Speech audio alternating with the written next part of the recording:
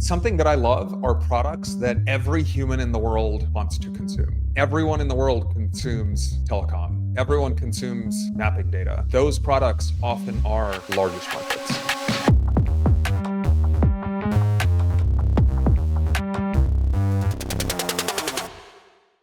All right. Hello, everybody. Welcome to another episode of Accelerate. Today, I have with me roughly the founding fathers of an entire category in crypto, the category of decentralized physical infrastructure networks, DePIN. So I have with me Amir from Helium, my boss. We have Ariel from Hivemapper, and we have Tushar from Multicoin. Gentlemen, welcome to the show. Thank you for having us. I thought you were my boss. I thought it was that way around. It's okay. You're my guest today. Well, I do want to qualify that Amir is the true George Washington of DePIN. Thank you. I appreciate that. I think I appreciate that. I'm not sure.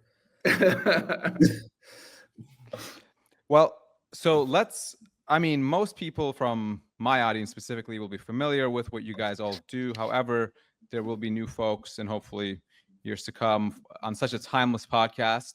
So let's start with Amir, who started basically the entire category off of DePIN. You guys run, well, actually, I'll let you get into what you guys run. How did this, what is the company that you guys are building? How did it come to be? What's the story?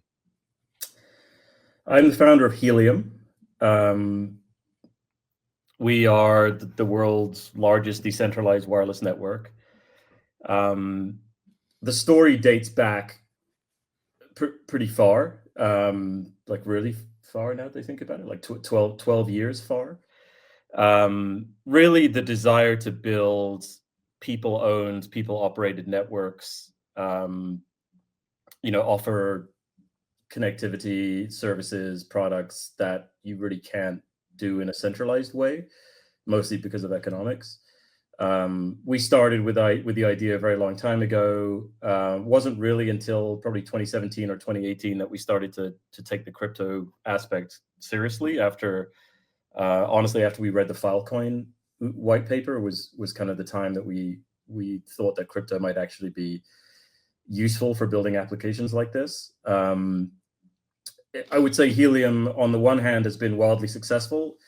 It grew to be about 1 million user-operated hotspots at its peak. It's still in the realm of 350,000 odd now. So these are all kind of individuals or small businesses operating these, kind of miniature cell towers, getting paid for providing access and service either to sensors or cell phones. And it's one of these things where I don't think the concept is a new one. Like there have been people built wireless networks for a really long time, like going all the way back to something like Fawn. But the way of doing it, I think, matters a great deal. So being able to do this in this kind of permissionless way and sort of decentralize the economics of it so anyone can participate, anyone can get paid, regardless of what country they're in or what jurisdiction they're in, I think is a really important unlock. And we've got a lot going on. I'll kind of shut up for a little bit, but we are building lots and lots of different things in lots of different directions. Everything from the network itself to cell phone services with a subsidiary called Helium Mobile. So there's plenty going on. Hope to get into a bunch of it on this podcast. Cool. Excellent. So if I'm to summarize, people-owned wireless networks. Okay, cool. Ariel, let's move over to you in Hivemapper. What's the story here, and what do you guys do for people who are not familiar with it yet? Yeah, sure. So we're building this decentralized global map. So you get one of these devices, looks like this, called the Bee, and you install it in your car. It looks and smells like a dash cam that you've probably seen in an Uber or a Lyft or some other vehicle. But what it's actually doing is actually building a full map on the device itself, right? So it has all the sensors, all the AI to actually build the fundamental map. What that means is like, okay, how wide is this road? How many lanes are there? Is there road construction? Is there police? All that type of information. And then it just uploads that. So we've mapped about 36% of the global road network.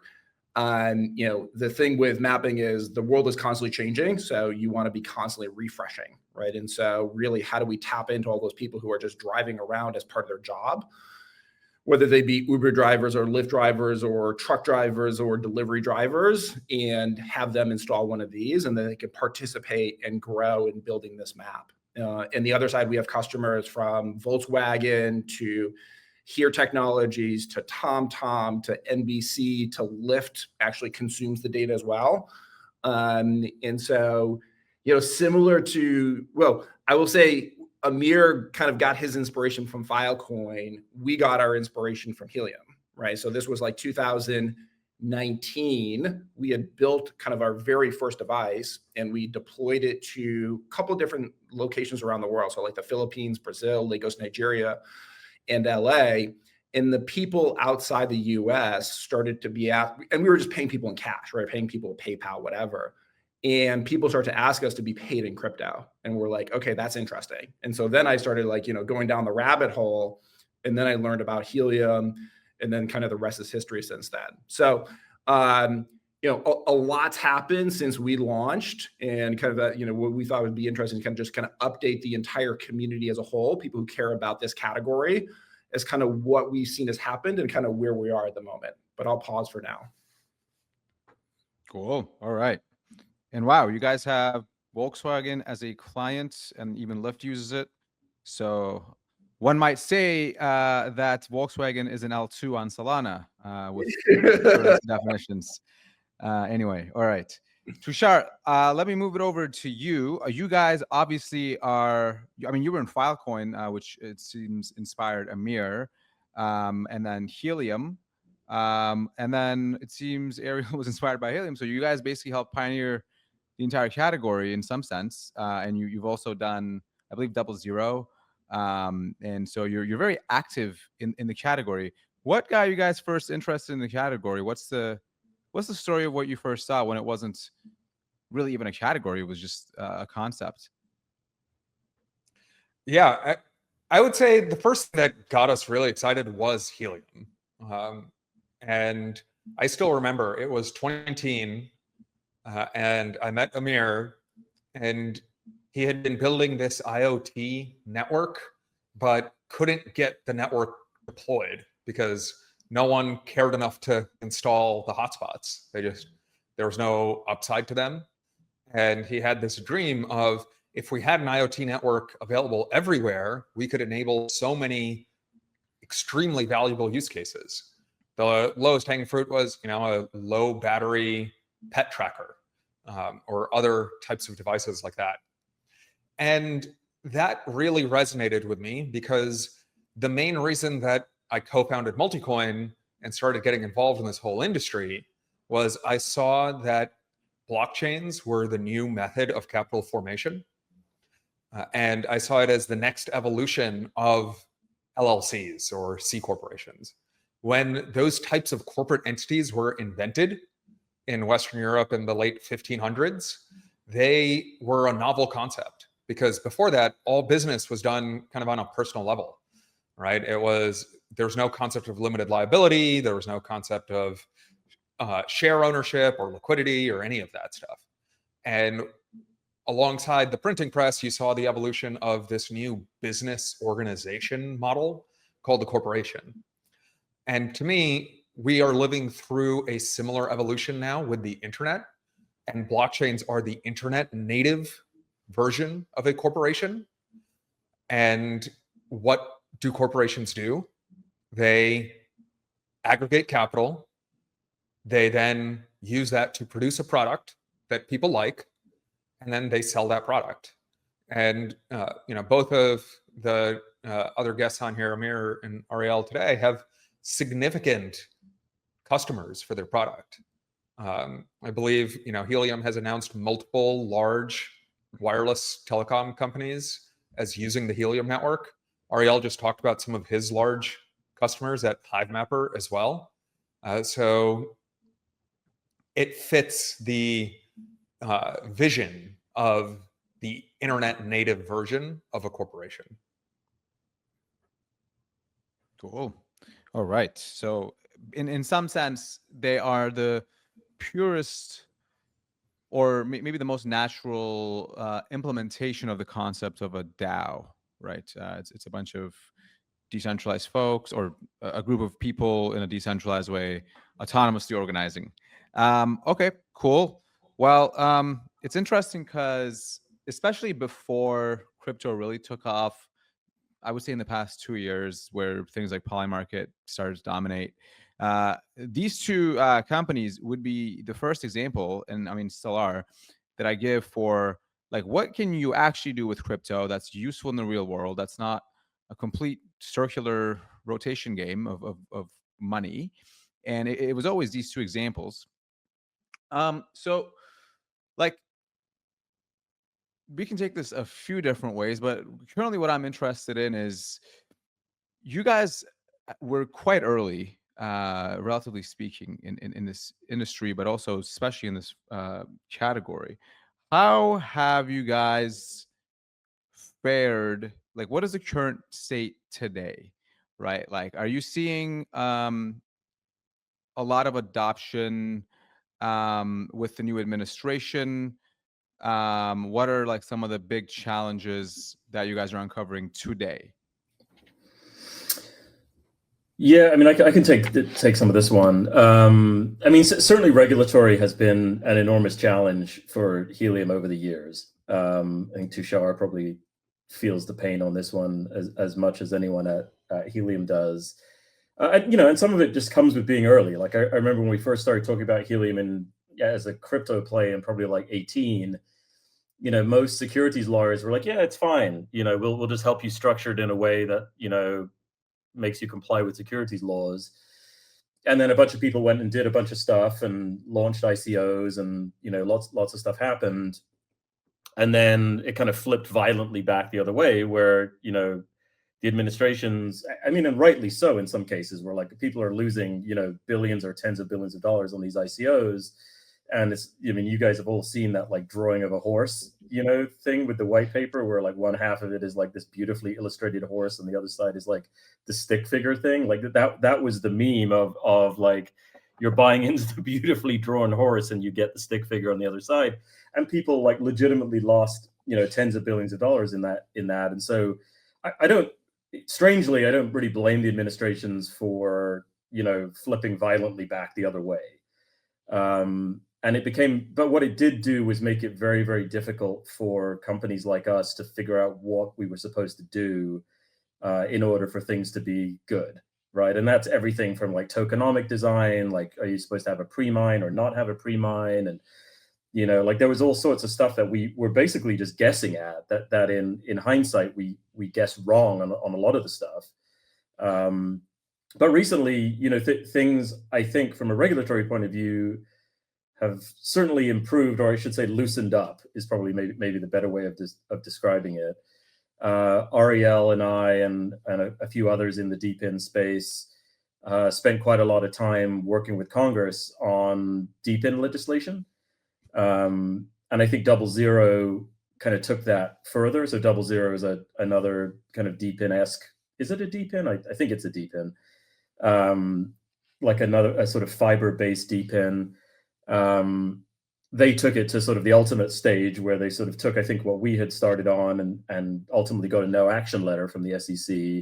And a no action letter is basically the SEC saying, like, if what you told us is accurate and you do what you told us, then we are definitely not going to pursue you in any way. Like we don't think you're doing bad things. There's obviously a big gray area there with like, did you tell us accurate stuff, and are you actually doing those things? But I'm confident the 00 team is doing the right stuff.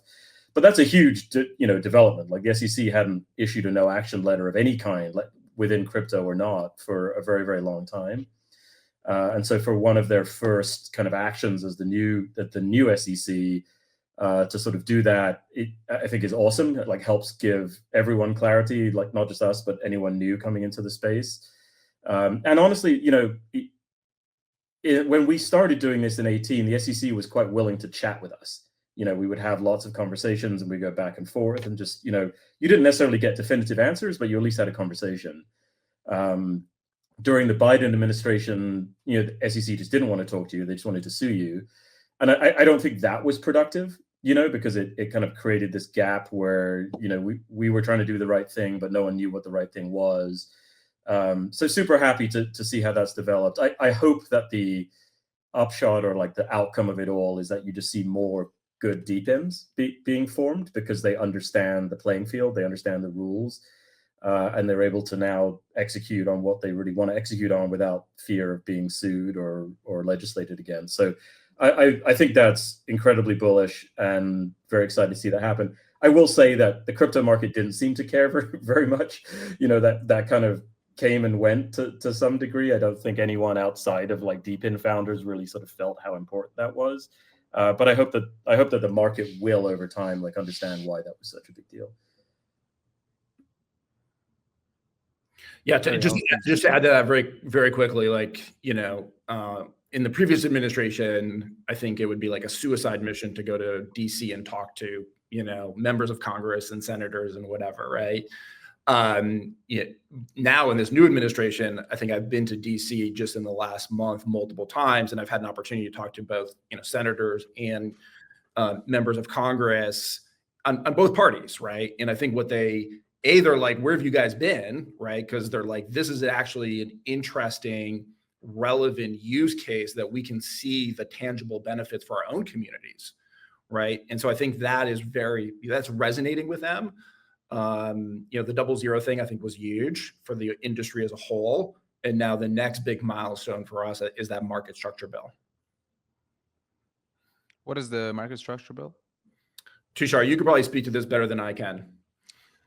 There's some legislation being worked on right now, being drafted, and there's a lot of back and forth around it. Basically defining the rules around what is or is not going to be a security in terms of tokens. What are the restrictions? What are the disclosure requirements? The way I would frame it at a 40,000 foot level is what the Securities Act of 1940 was for securities. This will be for tokens. So it gives you all the definitions and everything that you have to do and lays out clear rules of the road if you are going to be a token issuer or a large token investor or trader. Mm-hmm. Okay. I do want to talk about tokenomics here a little bit later, and it will not be financial advice of any kind or sort, However, I do want to maybe put on my, let's say, angel investor hat in some sense and really understand what is the precise business model here, right? How do you guys, as a new DePIN, and maybe we can take real examples here, how do you go to market and how do you, what is the supply? How does that change over time? How do you make money from people using the product? Where does it go, et cetera? So maybe, assume you're on Shark Tank or something, what is the business model from day zero to something like today, right? Sure. How do you make money? I can start. So the way you go to market, basically, and this will vary, by the way, by product, right? I think this is very important. So in our case, in the context of building a map, if I just build a map of Palo Alto, California, that's not very interesting. It's maybe very interesting to a tiny, tiny little market, but that's, in terms of building a global map, that's irrelevant effectively. So what you have to do is figure out how to get some meaningful amount of scale, right? So in the case of maps, you want to get, 20, 25, 30% global road coverage, right? So that puts you in the ballpark of being able to actually build a product from that entire data set, right? In our case. And then you can turn around and go to customers and say, okay, here are the different layers of the map that I can sell you, right? Like static features, road imagery, more dynamic features like gas prices and road construction and all that type of stuff, right? And so this is used by robotaxis, so Volkswagen. In Volkswagen's case, they're using it robotaxis. It's used for Lyft, right, which is more logistics. We have trucking companies using this now. We have local cities and municipalities using it as well, right? And so they're then paying you for usage of that product and usage of that data. And then fundamentally, a percentage of that revenue gets passed back to the Honey token in our case. And then you have a buy and burn mechanism. So you basically say, okay, this month I've generated $1 million in revenue, right? Like, let me actually extract. You have like a product that generated $1 million in revenue.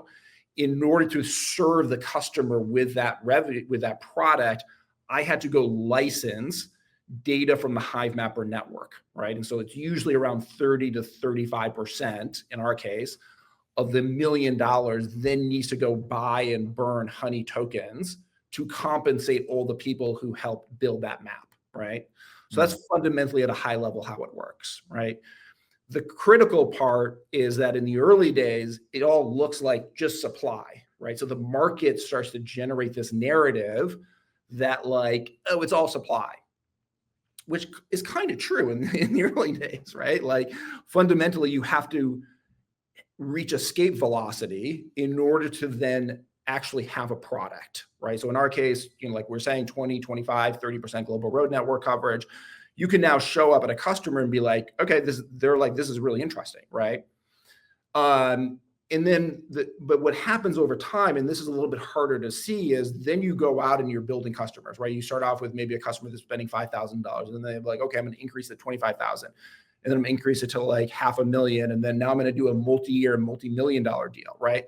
So that's kind of happening in the background, and that's kind of where you see this situation, quite frankly, I think that we're in right now, whereas the market's reality is, oh, it's just all supply, when in the reality, the challenge that we now face is actually not demand, it's supply, right? Like our customers, the number one ask that we get is, I need more coverage. I need more coverage in Marseille, France. I need more coverage in Oklahoma City. I need more coverage in Des Moines, Iowa, you name it, right? And so that's kind of the business model and kind of where we're at in terms of where we started and kind of where we're at today. Great. Yeah, I think Helium kind of a similar construction. We did the sort of Bitcoin, Filecoin tokenomic model, right, where it is wildly front-loaded, right, in the sense that, you want to get. I think the hard part of like building any product ever, whether it's crypto or not, is distribution. Just like how do you get people to use your thing, right? Even if it's free, like how do you get people to do it? And so Bitcoin and Filecoin obviously solved that by just front loading the economics heavily, right? To try, even though the economics were worth nothing at the time, they sort of banked on the fact that like early adopters would speculate on it and front loaded the economics accordingly. And so, we did the same thing. The first Helium, the HNT token halves its issuance every 2 years. And so for the first 2 years, in relative terms, like everyone deploying was generating a ton of HNT for operating these hotspots. So the way Helium works is like people deploy, wireless access points that create coverage. They get paid for creating coverage. They get paid for connecting users, and they get paid in HNT. And that rate of getting paid sort of depends on where you are in the sort of tokenomic cycle. And so early on, people absolutely just crushed it. I mean, I would get emails and text messages from people saying like, you literally changed my life from deploying these like 10 hotspots. And that's awesome. But then as you start to mature and as the network gets bigger, then obviously people start to earn less, right? Like it's a fixed pie of tokens.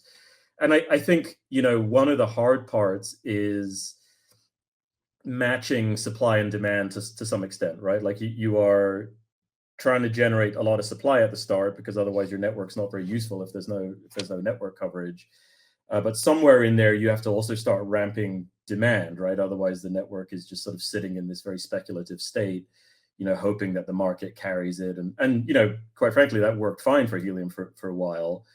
We're at the point now where there is starting to become like really significant demand, right? So we've got carriers like AT&T and T-Mobile and Google Fi and Telefonica and others coming that are all users of the Helium network, right? And that only works if the Helium network is big, right? Like AT&T is not going to bother spending any time with you if you've got like 50 hotspots deployed in a house somewhere, right? Like you need some actual scale before this is useful. And so, that's a really hard problem, right? Like how do you get the supply and demand to match? But now, Helium is pretty big. I mean, serves 2 million users a day, is generating like tens of millions of dollars a month in it, or tens of millions of dollars a year in revenue, and is still growing at a pretty high rate. Like, it feels like Helium is kind of old, but at the same time, it's also still very young. And the rate of growth in adoption, like we have this site world.helium.com, and the graph just looks like laughable almost, right? It's just continually up and to the right. But one of the tricky things I think with crypto especially is that it's very seasonal in a way, right? Like you've been shilling Zcash recently, right? I mean, Zcash super old. No one cared about Zcash for forever, right? Like, it was the hot thing, and then it was not the hot thing, and now it's the hot thing again. And it kind of goes like, it's a little bit like that. And when you're not the hot thing, then your token price goes down and everyone says it's a scam. And, and you can get in this like very, very sort of frustrating cycle. And so that, that is one of the harder parts, is that, you do sort of have to figure out how to keep the market engaged with what you're doing, and combined with sort of the regulatory side of that is really, really hard. So I still think we're really, really early in DePINs in general, and I still think Helium is extremely early.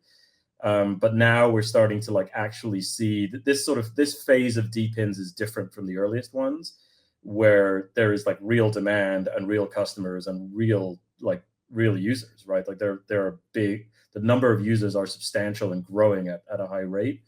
And I don't think the market is adjusted for that yet. They still think it's, I still constantly hear that like Helium makes all its money selling hardware.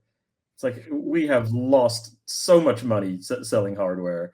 It has never been a part of the business that we've ever like tried to profit from. We just thought hardware was, that's like the necessary evil in a way to like get the thing out there. And so I don't think the market understands what DePINs are fully, or where they live and how they make money. But when they do, I expect there to be a pretty violent reaction. And we're in a sort of slightly dormant period right now for DePINs in the market, is what it feels like. Yeah, just to add one thing to that. I mean, the number of emails that I get right now from customers is like, why don't you have coverage in this city? Why don't you have coverage in this city? Like just random cities all over the world in some cases. And so that, we just offered a new product, basically $19 a month. So you don't have to pay upfront for the hardware anymore, right?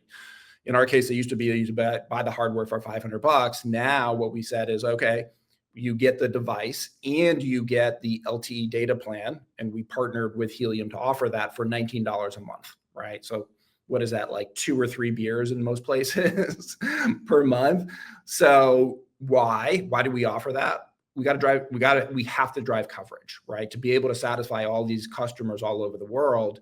That is the number one thing they're asking for. And so now what we're trying to do is say, okay, with the capital that we've raised, right, with this product, with the hardware that we've built, how do we put together pricing plans to make that much more affordable for drivers of all kinds, right? Some of them are going to be like crypto motivated, and that's awesome. That's great.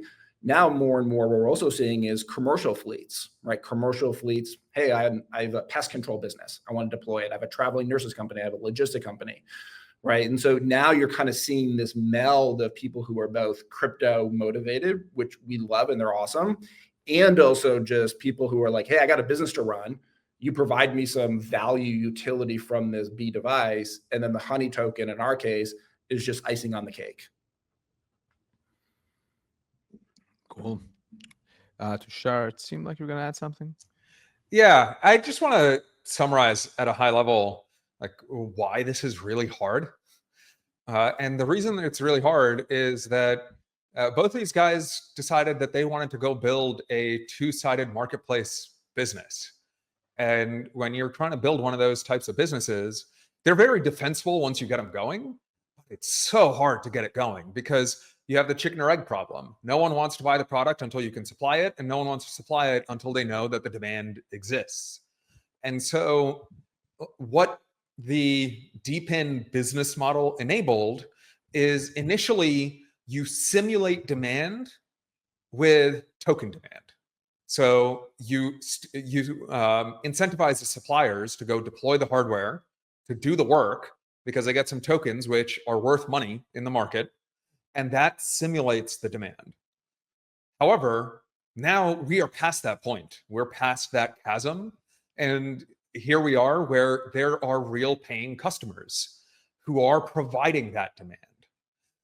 Those customers are asking for more supply to come onto the network. And it's in every two-sided marketplace that I've seen, it's always like a stutter step growth process where you have too much supply at first. Then you get too much demand and you can't support that. Then you get a little too much supply again, and you have to stutter step your way all the way up to global scale. But the really beautiful part about these types of businesses and why it's worth building them, even though they're so hard to build, is that they are extremely defensible once you get to scale. Because what is the value prop that the next version can offer when you're already at scale? So I continue to be really bullish on the future for Helium and Hivemapper because they reached that inflection point of now finally, for the first time ever, I can say these things are limited by supply, not demand. So they've reached that first stutter step, and that first one is the hardest one to reach, and then they get easier and easier and easier. Interesting. Yes, I can see how it would be extremely difficult to get this going, especially in an unfriendly regulatory environment to begin with a few years ago, and when crypto wasn't necessarily what it is today. In some sense, it's a pretty good filtering mechanism, such that if you are actually successful today, which you both are, you must have really succeeded. I view it as basically like a beach ball underwater in terms of like potential. And can I just add one thing to that? And also that you have the hardware component as well. So it's like a two-sided marketplace. And then you have, I think, in your case, you also have hardware, Amir, right? And in our case, we also have hardware. And then deploying that hardware on a global scale as well, right? So, then you have all the intricacies of privacy, geopolitical stuff, privacy, all this craziness. So there's a lot of layers to these products beyond what people even see in terms of, just on Twitter or wherever, or X or whatever it is today. Yeah, that's a great point. It's like a techno-industrialist meets crypto type of thing. That's pretty good. You guys should market this way more. I'm happy to help. I already run. Well, okay, so that is the current state. We understand the beginning, and then the dance that you had to do to get here. Now you are here. Now you're basically constrained by supply. But like, okay, where do we go from here, right? Like, how big can these businesses actually get? Can we, obviously, like Ariel, in your case, you're literally taking on Google Maps. Like, do you think you guys can actually surpass Google Maps? And then Amir, same question to you in terms of like the existing mobile giants today, right? Like, what is the future in terms of trajectory? Yeah, I'll start with that. It's a good question. Look, in my view, there's been almost no innovation in the mapping world since Waze, which was like 2008 to 2012 timeframe, right? What did Waze do? They innovated this idea that you could actually build a map from motion. In other words, they put an app on your phone and then they just watch you drive fundamentally, right? And they're like, okay, well, you must be slowing down, right? And so there must be traffic, right? Or like, oh, you came to a complete stop here. There must be a stop sign there. But they don't have eyes, right? And so they're very limited by just looking at motion, or what they're relying upon is somebody literally tapping into their phone and being like, here are the gas prices, right? At this location, or there's an accident here. I think that's crazy, right? In 2025, where you have AI, you have vision technology, you have edge devices, really you should be building a vision first AI based map, right? Why? Because now you can basically be like, okay, here's the road. There's an accident over here. The gas price over here is $3.50 or whatever it is. You can just see the world. You can understand the world at a much, much better way than just relying upon what people are tapping into their phones or by looking at motion. So that is, and no, I mean, I think we're the furthest ahead in terms of doing this.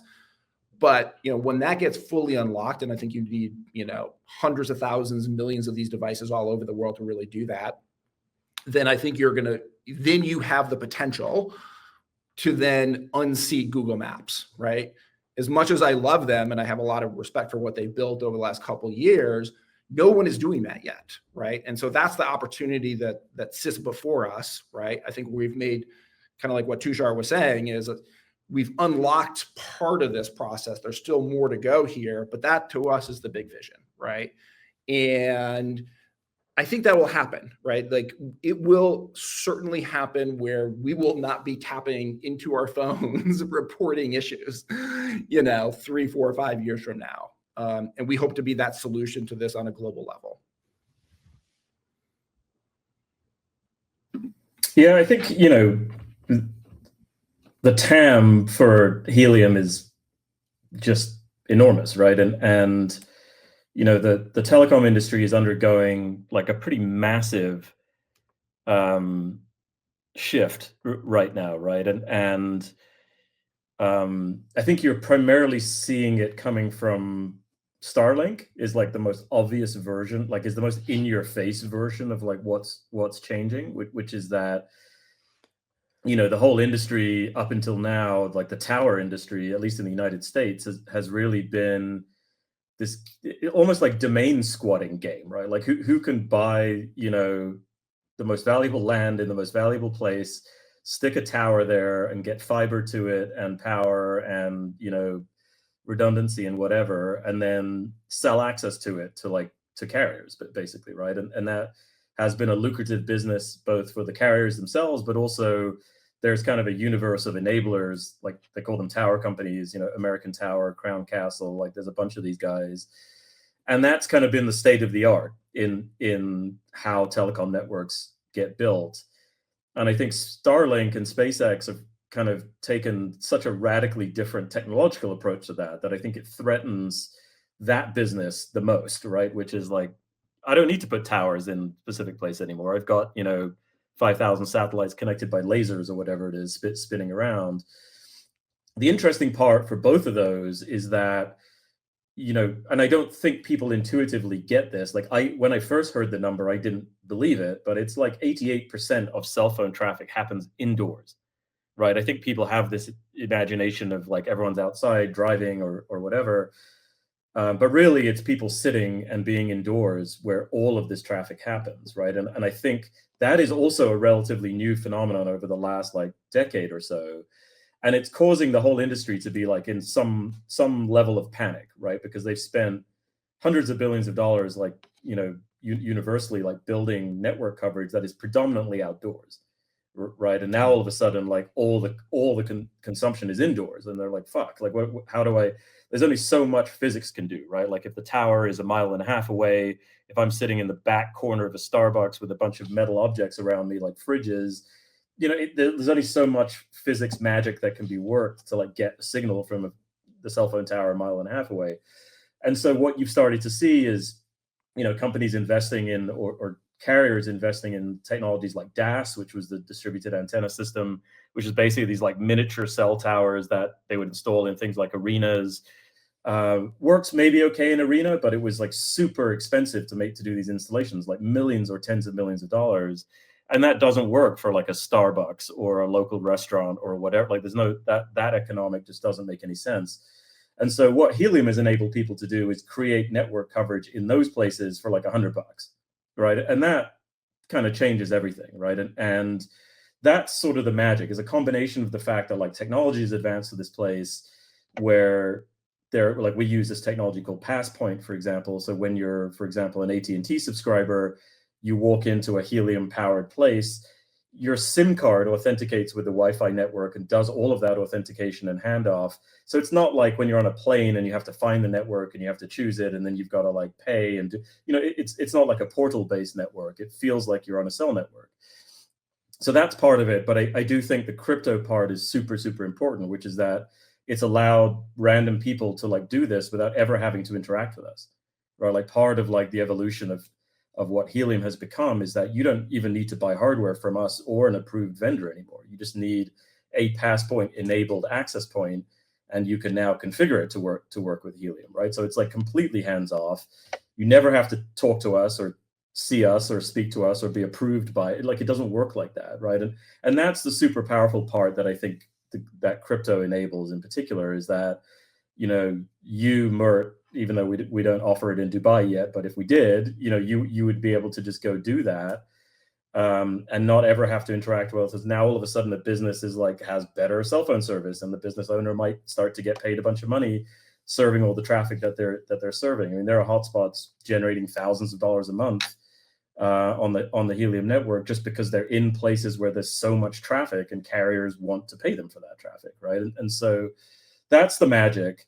I think it only grows from here. We certainly want to do more stuff internationally. Like, we have an expansion happening in Mexico pretty soon with Telefonica. Hopefully that gets enabled, just looking at the calendar, like next month. And we expect that model to just keep growing, where people want coverage in more places. They want it to be seamless. I don't want to see 200 Wi-Fi networks that I can't join, right? Like, I just want it to work somehow, right? Like, it should be solved by now.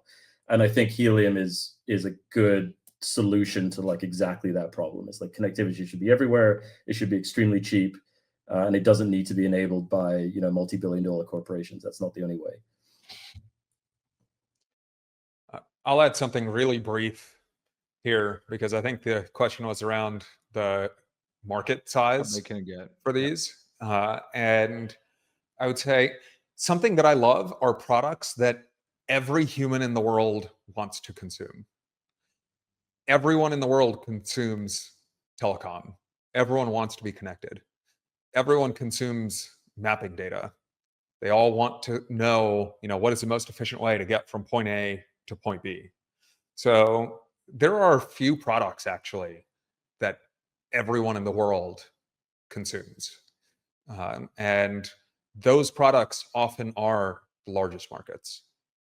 All right. Well, so I'm quite bullish. It seems like you guys weathered some pretty crazy stuff.